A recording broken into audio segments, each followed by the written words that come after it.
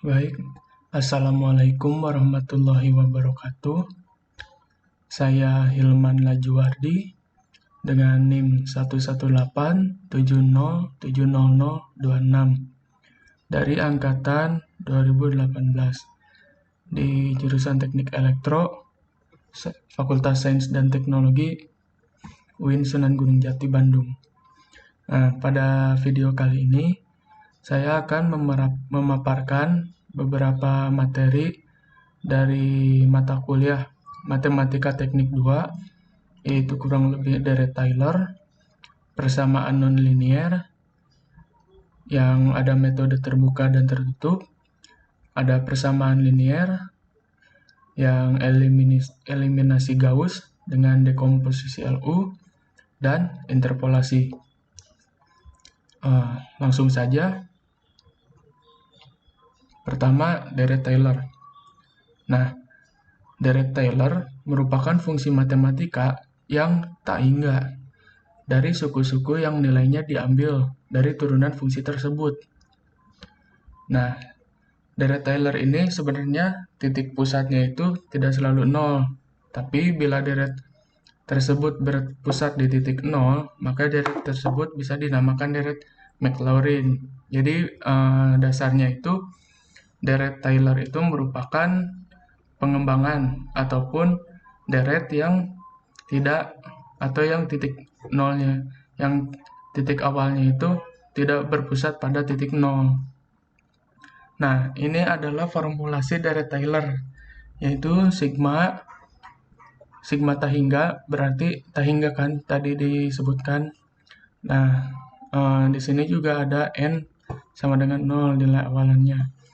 Nah, sigma tahingga dari fungsi ke n dikalikan x0 atau titik awalnya dikalikan x min x0 dipangkatkan ke n per n faktorial. Jadi kalau misalnya dijabarkan itu kurang lebih seperti ini. Nah, jadi suatu fungsi itu seperti tadi disebutkan merupakan fungsi matematika yang tahingga. Ini kan tahingga. Nah, ada titik-titik, tahingga, titik-titik dari suku-suku yang nilainya diambil dari turunan tersebut. Jadi si Deret-Taylor ini, si fungsinya nanti ditambahkan dengan turunan fungsi tersebut. Nah, ini penjabarannya seperti ini ya. Suatu fungsi x adalah fungsi x0 ditambahkan turunan awalnya, yaitu f aksen x0 dikalikan x min x0. Kenapa di sini tidak ada n faktorial? Soalnya kan ini baru turunan pertama, otomatis si n-nya juga 1. Nih, n yang ini juga 1, otomatis n faktorialnya juga 1, sedangkan n satu faktorial itu merupakan 1 nilainya. Jadi di sini tidak usah ditulis, pangkatnya juga tidak usah ditulis karena kan pangkat 1. Nah, di sini kenapa tidak ada rumus ini, tidak ada rumus x sekian sekian sekian? Karena di sini kan dipangkatkan n, sedangkan ini n-nya 0, kan diawalinnya dengan 0. Nah, kalau misalnya n 0, itu kan sama dengan 1, otomatis ini 1 per 0 faktorial 1. Berarti sama aja, berarti f x0 dikalikan 1 sama saja. Nah, ini kan, kalau ini turunan kedua, berarti pangkatnya dituliskan, soalnya pangkat 2 itu tidak bisa disembunyikan, harus dituliskan. Begitu pula dengan pembaginya, yaitu 2 faktorial. Karena 2 faktorial itu kan 2 kali 1, jadi bukan per 1. Nah, ini titik-titik-titik itu artinya tahingga ya, Deret-Taylor ini tahingga. Nah, ini juga formulasi yang tadi, formula Deret-Taylor hingga titik-titik-titik, hingga tahingga. Nah, Deret-Taylor juga ada truncated-nya. Di sini kita bisa membuat perkiraan sebuah fungsi hingga n derajat tertentu yang tak hingga. Nah, di sini formulanya sebenarnya kurang lebih sama ya, sama yang dari Taylor tadi. Hanya di sini itu kita tidak menggunakan sama dengan, tapi kita menggunakan hampiran. Kenapa kita menggunakan hampiran? Karena kan di sini juga teorinya atau definisi awalnya itu kita membuat sebuah perkiraan, perkiraan sebuah fungsi. Jadi kalau perkiraan kita tidak bisa menggunakan sama dengan. Kalau sama dengan itu kan nilai pasti. Nah, kita menggunakan hampiran. Lanjut. Ini persamaan nonlinear. Nah, persamaan nonlinear itu secara garis besarnya artinya bukan persamaan linear, kan nonlinear gitu ya. Nah, artinya persamaan ini tidak mengandung syarat seperti persamaan linear. Sehingga persamaan nonlinear ini dapat merupakan satu persamaan yang memiliki pangkat selain satu, misal x pangkat 2. Jadi pangkatnya nggak satu. Persamaan yang mempunyai produk dua variabel, misalnya x dan y atau xy. Nah, di persamaan nonlinear ini kita menggunakan dua rumus ya. Yang pertama itu dua rumus dasar. Yang pertama itu rumus penyelesaian persamaan linear, yaitu yang mx plus c sama dengan 0, yang dimana x-nya itu sama dengan min c per m, dimana m sama c-nya itu konstanta ya. Nah, penyelesaian persamaan kuadrat. Nah, di sini kan kita sebuah persamaan ya, otomatis nanti bakal ketemu juga persamaan kuadrat. Nah, untuk menyelesaikannya kita menggunakan rumus ABC, yang mana rumus ABC ini seperti biasa yaitu min B plus minus akar dari B kuadrat dikurangi 4A kali C dibagi 2A. Nah, itu rumus ABC seperti yang biasanya. Lanjut. Nah, di persamaan nonlinear ini, suatu range X, yaitu dari A ke B, batas bawah ke batas atas, mempunyai akar-akar bila. Nah, persamaan ini akan mempunyai akar bila FA atau fungsi A dan FB atau fungsi B itu memiliki nilai yang berlawanan, yaitu plus dan minus ya. Sehingga tandanya itu memenuhi FA dikali FB itu kurang dari 0. Soalnya kan kalau plus dikali minus itu kan auto minus ya. Pasti minus. Nah, ini gambarannya. Di sini kan misalnya titik FA ini. Nah, ini misalnya titik FB. Nah, akar-akarnya akan terjadi bila FA dan FB itu berlawanan tanda. Misalnya ini kan misalnya 2 1,2 misalnya. Berarti nilai X-nya 1, nilai Y-nya 2. Ini kan positif. Nah, sedangkan titik B-nya itu misalnya ini min 6 per min 6, min 2. Berarti di sini si titik B-nya ini adalah titik minus. Ini kan berlawanan nih, yang satu positif, yang satu negatif. Nah, otomatis nanti di sini, sekitaran sini, itu akan ada akar-akar persamaan nonlinear. Karena kalau dikalikan yaitu FA dikali FB itu kurang dari 0 atau hasilnya negatif. Maka pada range ini akan terdapat sebuah akar. Nah, beda ceritanya kalau misalnya si FA ini positif dan si FB-nya juga positif.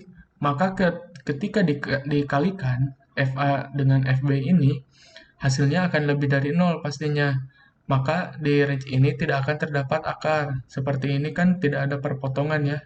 Otomatis tidak akan ada akar-akarnya. Seperti itu. Nah, di persamaan nonlinear ini juga ada dua metode. Yang pertama itu metode tertutup. Nah, pada metode tertutup juga terbagi lagi, ada metode tabel, ada metode biseksi, ada juga metode regulasi falsi. Nah, untuk metode terbuka, ini typo ya, maaf. Untuk metode terbuka itu ada iterasi sederhana, ada metode Newton-Raphson, ada juga metode scan. Nah, langsung saja ke yang pertama. Di sini metode tabel. Nah, dalam metode ini kita membagi fungsi dalam beberapa area. Nah, setiap area akan dicari fungsi fx-nya sehingga didapat nilai fx pada setiap area. Nah, contohnya seperti ini ya. Misalnya ada grafik seperti ini. Nah, ini nilai x. Nah, satu grafik ini kita bagi-bagi nih. Nah, seperti ini kan ada titik-titiknya. Nah, itu area-area yang nantinya akan kita coba, akan kita kerjakan. Nah, nanti setiap area ini, setiap titik-titik ini, kita cari fx-nya. Sehingga nanti didapat fx setiap area dan nanti dicari fx yang paling mendekati dengan 0. Nah, lanjut. Di sini ada algoritma metode tabel. Yaitu yang pertama, kita mendefinisikan dulu fungsi fx-nya. Fx-nya itu mau berapa atau soalnya ya. Kemudian, tentukan range untuk x, yaitu A range bawah dan B range atas. Tentukan juga jumlah pembagi area n. Kan nanti si fungsi fx-nya itu akan dibagi-bagi. Nah, kita tentukan mau berapa area nih pembaginya. Nah, habis itu hitung step pembaginya. Dengan menggunakan rumus ini, yaitu H sama dengan B plus A per N. B plus A B atau H sama dengan batas atas ditambah batas bawah dibagi pembagi area. Nah, untuk I 0 sampai dengan ke N, kan nanti ditentukan misalnya N-nya berapa. Itu kita cari XI dan YI-nya. Untuk XI-nya kita menggunakan rumus A tambah IH. H-nya itu yang ini ya. Nah, untuk YI-nya juga kita cari FXI. Nah, kalau misalnya fxk itu kurang dari sama dengan fxk plus 1, fungsinya yang ditambah 1, maka akarnya adalah xk. Tapi, kalau misalnya tidak, xk plus 1 merupakan penyelesaian, atau penyelesaiannya adalah di antara xk dan xk plus 1. Jadi kalau misalnya fxk kurang dari fxk plus 1-nya, maka akarnya itu udah pasti xk. Tapi kalau tidak, maka akarnya itu antara xk atau xk plus 1. Lanjut, ini ada contoh dari metode tabel. Cari akar persamaan dari fx sama dengan x ditambah e pangkat x pada rentang x min 1 hingga 0. Nah, di sini kita sudah ada ya hasilnya seperti tadi menggunakan rumus metode tabel. Hitungannya kita kurang lebih seperti ini. Nah, di sini kita cari yang paling mendekati 0. Yang paling mendekati 0 ini kan 0,6 dengan min 0,4 itu lebih dekat min 0,4. Nah, ini juga dengan min 0,3 lebih dekat min 0,3. Tapi setelah dilihat, yang paling dekat itu adalah min 0,05. Nah, yang ini, yang x-nya itu min 0,6 dan fx hasil di area min 0,6 ini adalah min 0,0512. Nah, ini yang paling dekat dengan 0. Nah, berikut adalah grafiknya. Seperti dilihat ini, area ini paling dekat dengan 0. Seperti itu. Nah, hal ini dapat terus dilakukan iterasi hingga si nilai fx-nya itu, si 0,6 ini akan lebih kecil dari nilai toleransinya.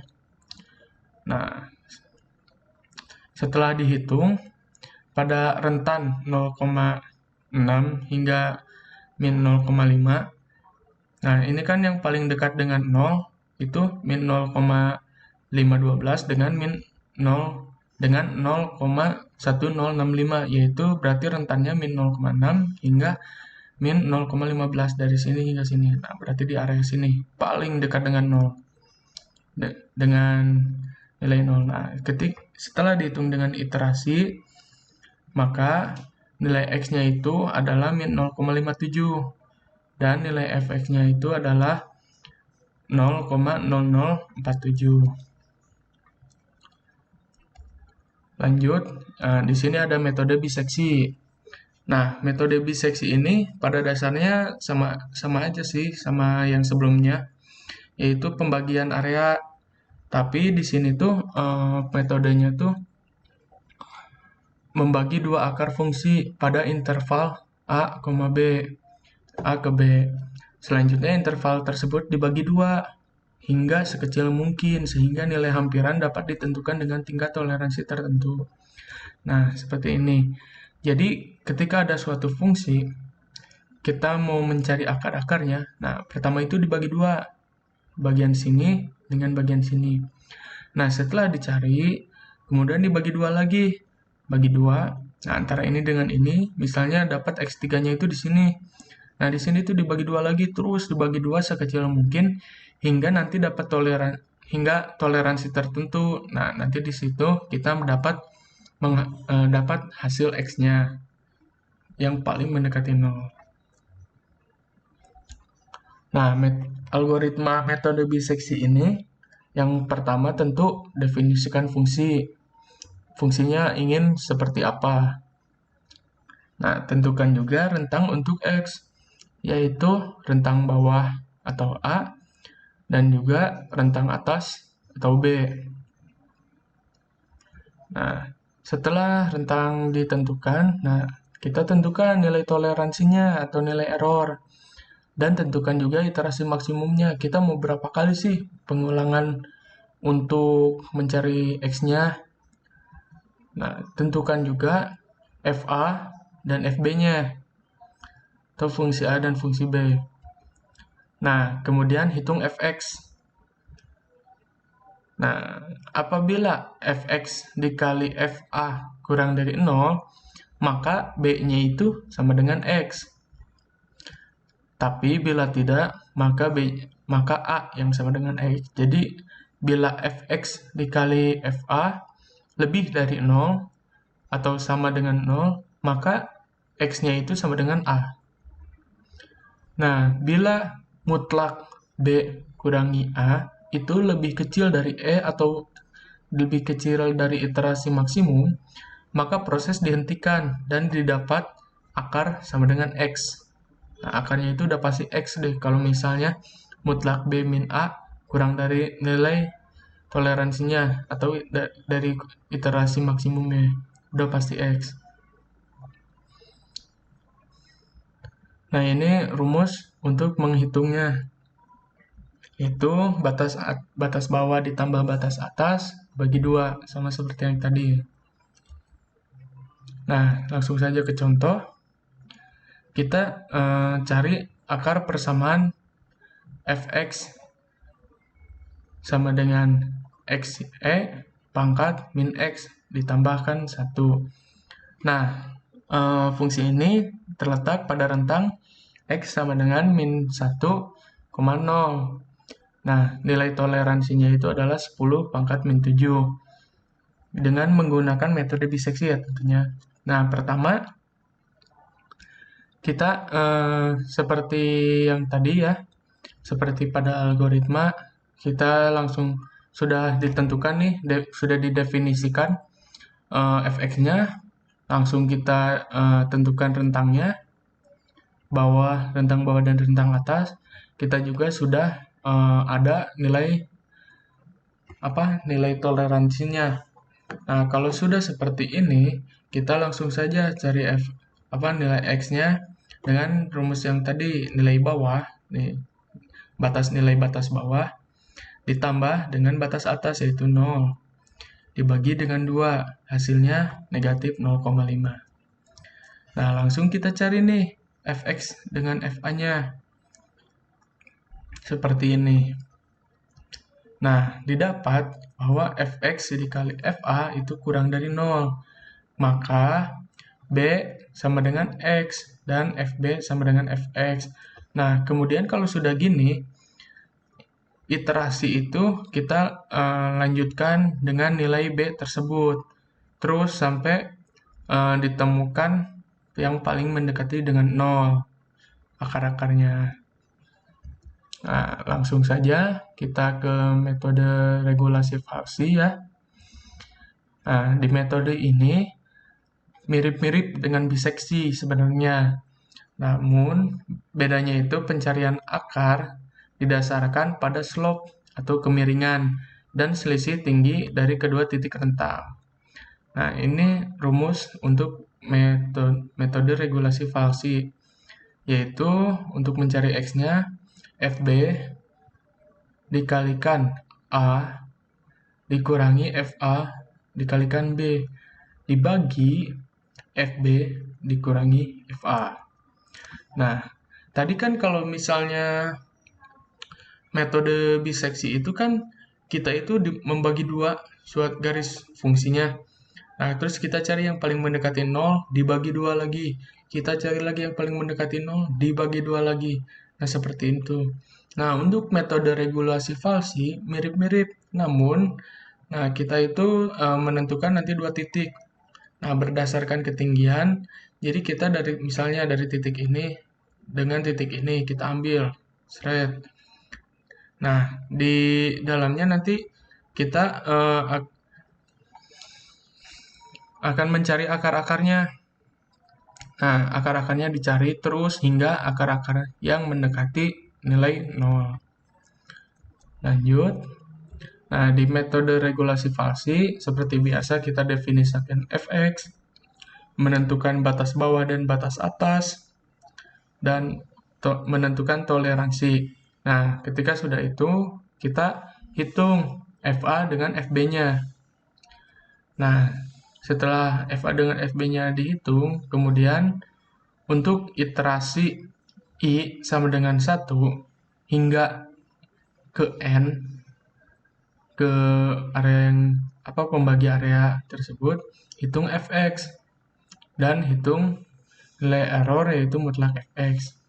Jika fx dikalikan fa kurang dari 0, maka b sama dengan x dan fb sama dengan fx tentu. Namun jika tidak seperti biasa, maka a yang sama dengan x dan fa sama dengan fx. Jadi kalau misalnya fx dikali fa lebih dari atau sama dengan 0, maka a yang akan sama dengan fx. Nah, lanjut kita ke metode terbukanya.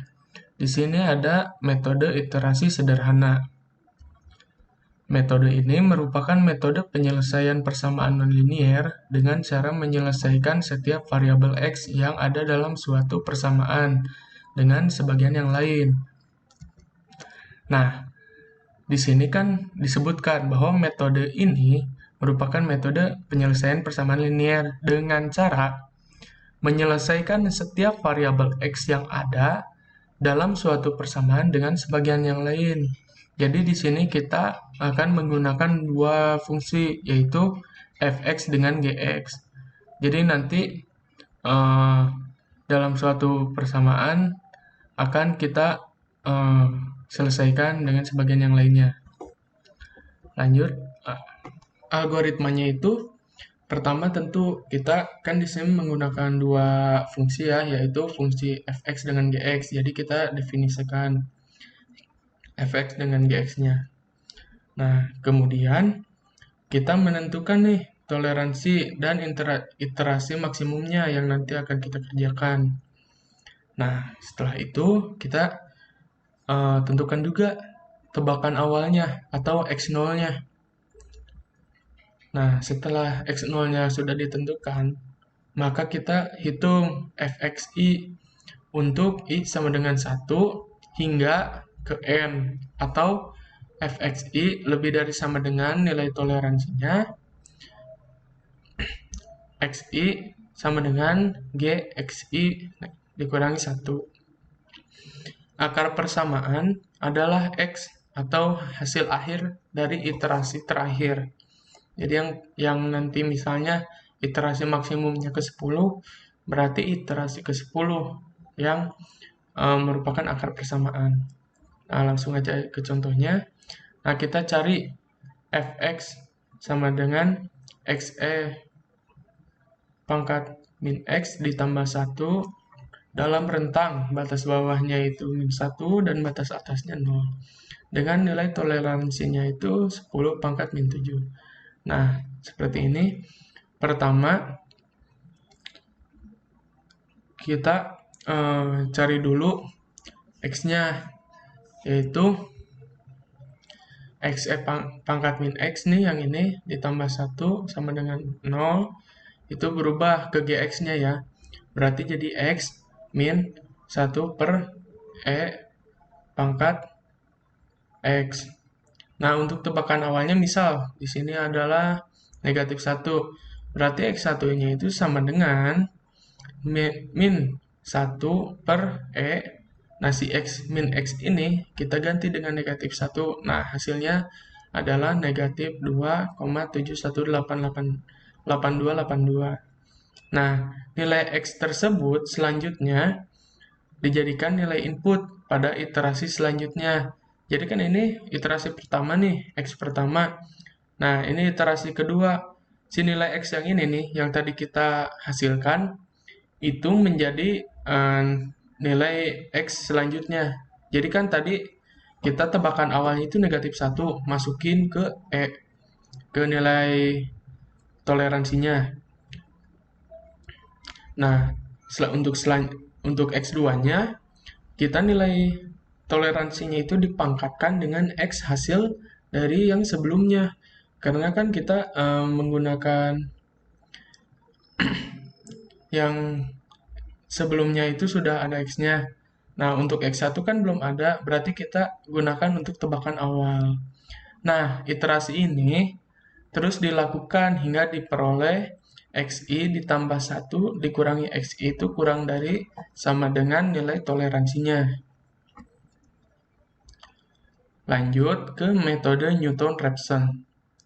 Nah, pada metode ini, penyelesaian persamaan nonlinear akan digunakan dengan menggunakan pendekatan satu titik awal dan mendekatinya dengan memperhatikan slope atau gradien, garis miring atau gradien. Nah, seperti ini ya. Jadi kita akan menggunakan turunan dari fungsi tersebut, yaitu kita rumus Newton-Raphson itu x ke n ditambah 1 itu sama dengan x ke n dikurangi fungsi x ke n dibagi turunan pertama dari fungsi x ke n tersebut. Nah, seperti ini ya. Jadi kita akan mencari atau mendekatinya dengan memperhatikan gradien atau slope, yaitu garis miringnya. Yang ini nih.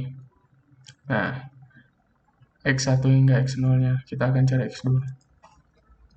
Lanjut, di metode ini, algoritmanya yaitu pertama, definisikan fx, fungsi fx, dan turunan pertama dari fungsi tersebut.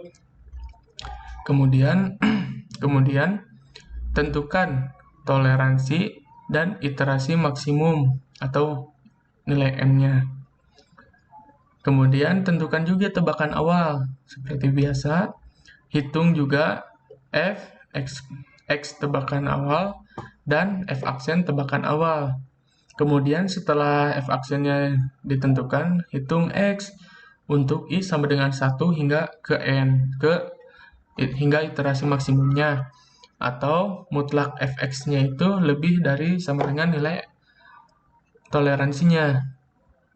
Nah, akar persamaan merupakan nilai x ke i terakhir.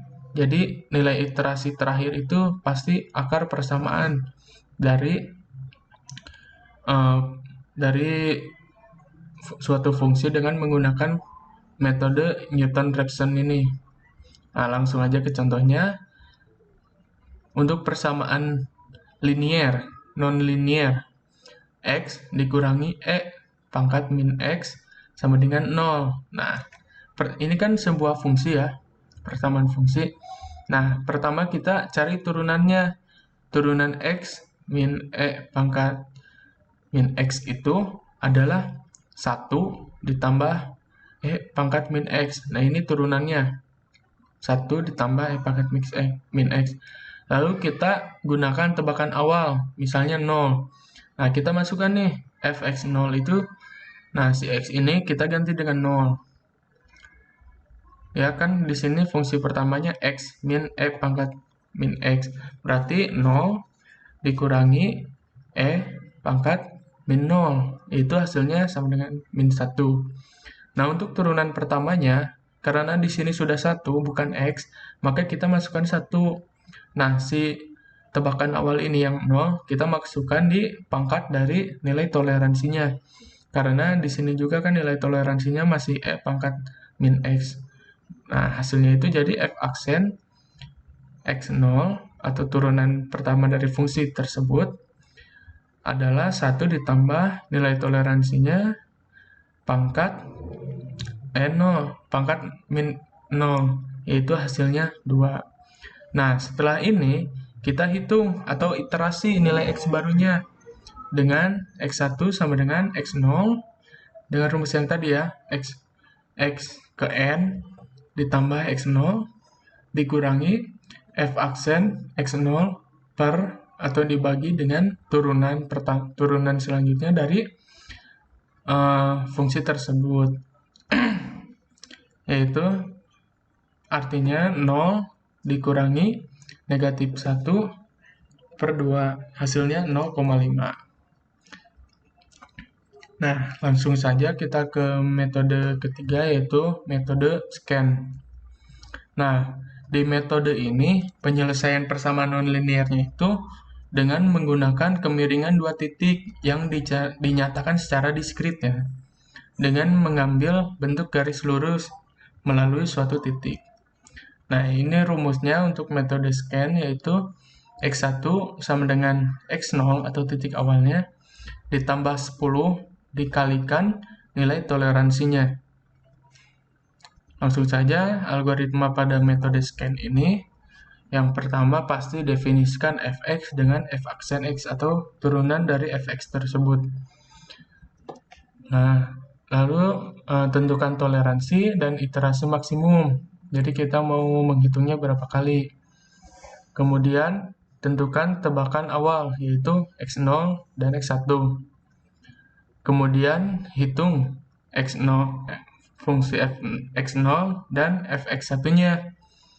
Nah, setelah fx0 dan fx1-nya dihitung, kita hitung nilai x untuk i atau iterasi 1 hingga iterasi ke n, atau mutlak fx itu lebih dari sama dengan nilai errornya.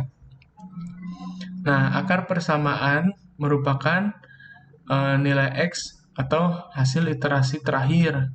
Jadi nilai x pada iterasi terakhir merupakan akar persamaan dari suatu fungsi pada metode scan. Nah, langsung saja ke contoh, kita gunakan persamaan nonlinear x dikurangi e pangkat min x sama dengan 0. Nah, yang pertamanya itu kita gunakan pendekatan awal. Misalnya kita gunakan titik awalnya itu kita 0. Dan x1-nya itu berarti dengan rumus yang tadi, yaitu xn, x ke n sama dengan x0 ditambah 10 dikali nilai toleransinya.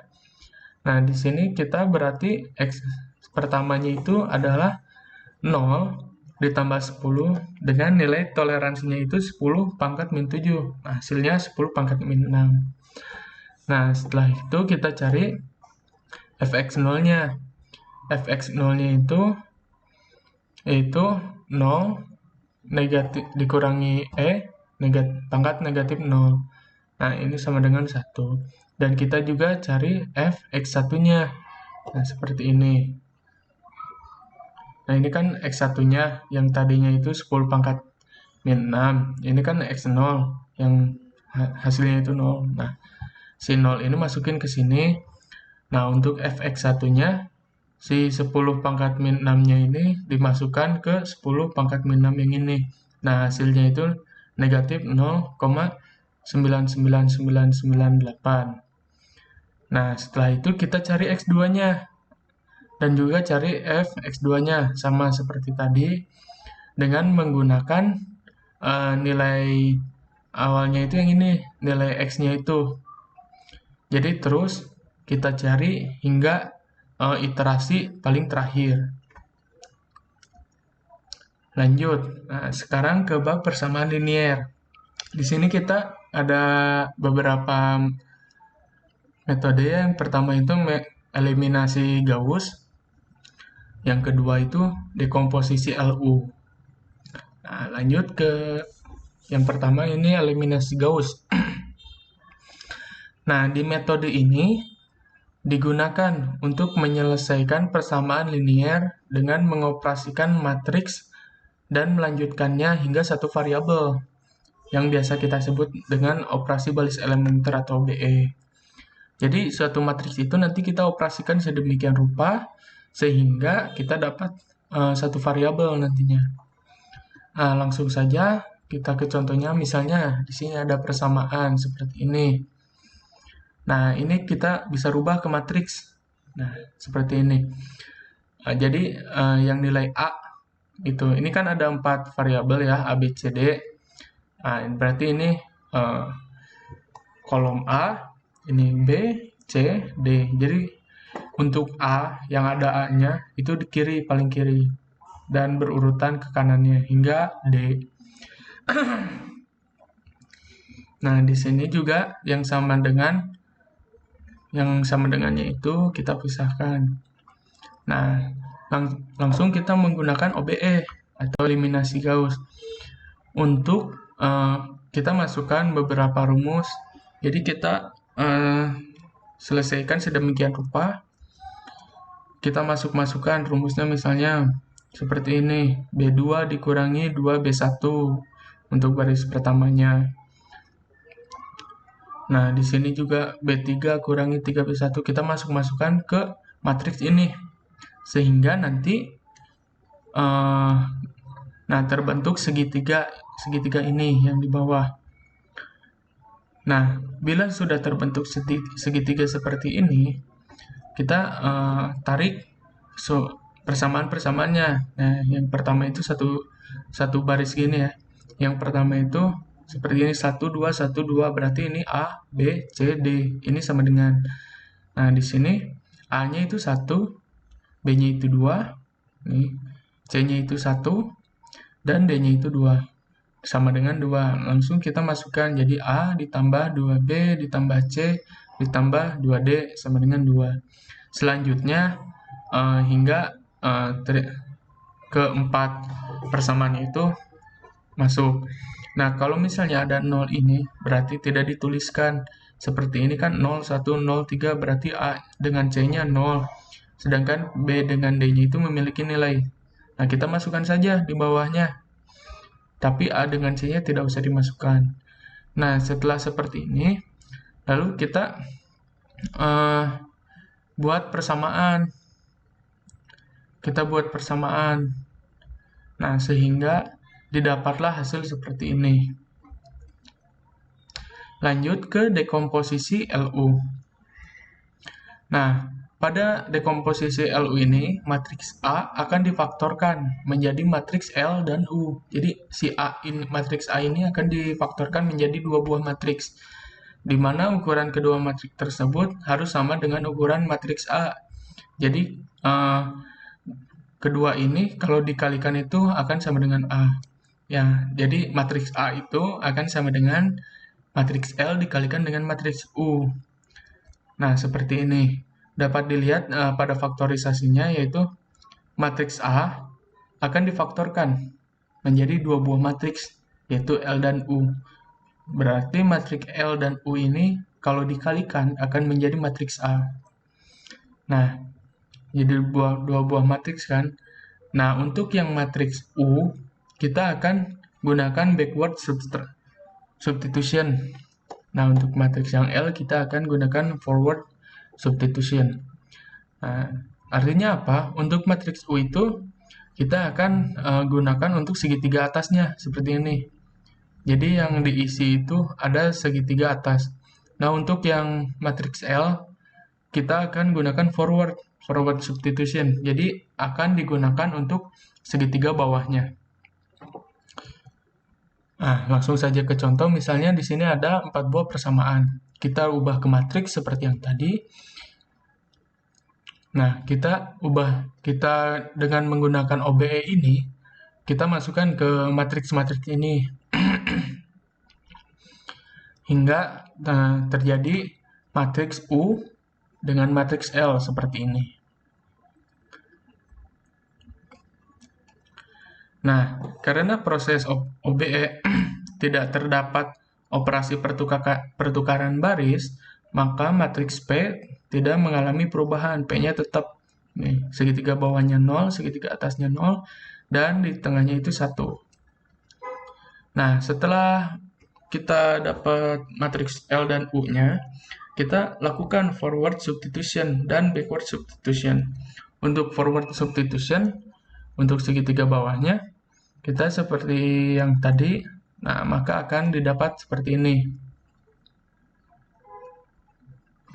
Untuk yang backward,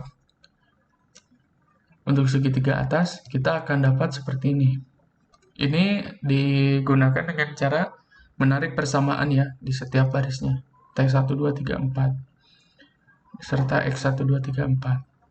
Nah, langsung ke interpolasi.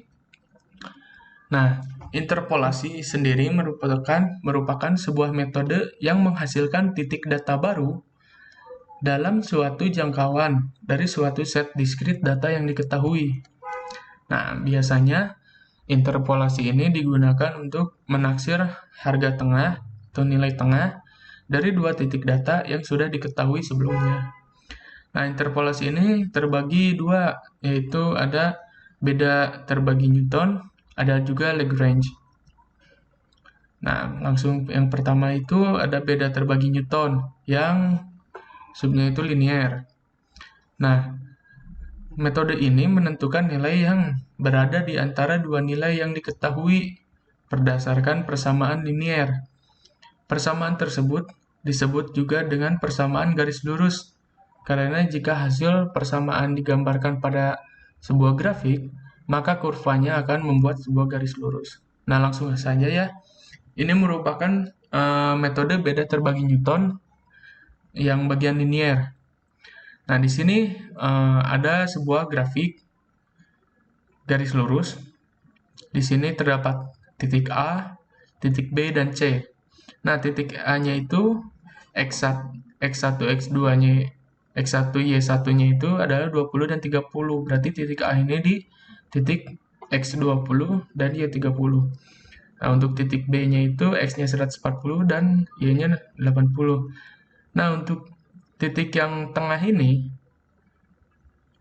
X-nya sudah diketahui 110, namun Y-nya belum diketahui. Nah, untuk mencari nilai Y pada titik tengah pada dua buah titik ini, kita gunakan interpolasi linear. Nah, rumusnya itu yaitu ini, Y, karena kita cari Y, sama dengan Y1 ditambah X dikurangi X1 dikurangi X2 kurangi X1 dikalikan Y2 kurangi Y1. Nah, untuk X-nya itu ini untuk X1 Y1, nah ini untuk X2 Y2, sehingga nanti didapat Y-nya itu adalah 67,5. Lanjut, beda terbagi Newton yang kuadratik. Nah, interpolasi ini sebenarnya mirip dengan yang linear, namun interpolasi ini menggunakan pangkat dengan 3 titik. Jadi intinya interpolasi ini menggunakan 3 titik pada pembentukan garisnya. Nah, misalnya yaitu titik P1, P2, P3. Itu X1Y1, X2Y2, dan X3Y3. Nah, seperti ini. Di sini kan ada P1, P2, P3. Nah, kita cari ininya. Nih, yang di sini, titik ini, titik XY. Langsung saja ke contoh. Misal, cari nilai Y untuk titik X sama dengan 2,5. Nah, titik X-nya tuh berarti 2,5 yang berada di antara titik ini 1, 2, 3. Nah, untuk X 2,5 berarti Y-nya kita kan belum tahu. Langsung saja. Nah, seperti ini gambarnya. Ini P1, P2, ini P3. Nah, untuk titik yang dicari itu kan X-nya kita sudah tahu yaitu 2,5. Nah, untuk Y-nya, cara mencari Y-nya sama seperti rumus yang tadi. Hanya saja kita gunakan 3 titik. Jadi seperti ini. Dan dihasilkan Y-nya itu 2. Seperti pada grafik dapat dilihat, titik ini itu terdapat pada X-nya 2,5 dan Y-nya itu tepat pada garis 2. Langsung lanjut. Nah, beda terbagi, maaf ini tipu, harusnya metode Lagrange. Nah, metode Lagrange ini merupakan interpolasi yang berselang intinya. Jadi, yang pada dasarnya dilakukan untuk menghindari perhitungan dari interpolasi Newton yang banyak kayak tadi. Nah, formula interpolasi Lagrange ini seperti ini. Nah, interpolasi Lagrange ini memiliki algoritma. Pertama, tentukan jumlah titik. Nah, jadi titiknya kita tentukan. Kemudian tentukan titik-titik PI yang tadi kayak P1, P2, P3, serta X1, 2, 3, X1, X1, Y2, Y1-nya. Kemudian tentukan X dari titik yang dicari. Kemudian hitung Y dari titik yang dicari juga. Jadi X dan Y-nya kita hitung. Nilai X-nya itu kita tentukan, sedangkan nilai Y-nya kita cari, kita hitung. Dengan menggunakan rumus yang tadi. Nah, setelah itu kita tampilkan nilai X dan Y-nya. Nah, contoh. Di sini ada tabel X 300, 304, dan 305, dan 307. Di sini juga ada 10 log X, sekian. Nah, yang berkorespondensi dengan Y, 10 log X, adalah ini. Ini ada X0, Y0-nya, X1, Y1, sekian. Nah, carilah 10 log 301 untuk menghitung YX 10 log 301, di mana X merupakan 301. Nah, kita berarti mencari ini nih, 10 log X. Nah, dengan rumus yang tadi, kita dapatkan seperti ini. Y. Nah, hasilnya itu YX sama dengan 2,4786. Nah, bisa dihitung dengan kalkulator untuk mempermudah. Mungkin cukup untuk pemaparan materi dari saya. Untuk materi dari matematika, dari mata kuliah Matematika Teknik 2 pada bab deret Taylor, kemudian persamaan nonlinear, persamaan linear, serta interpolasi. Terima kasih. Saya Hilman Najwardi, 11870700026. Wassalamualaikum warahmatullahi wabarakatuh.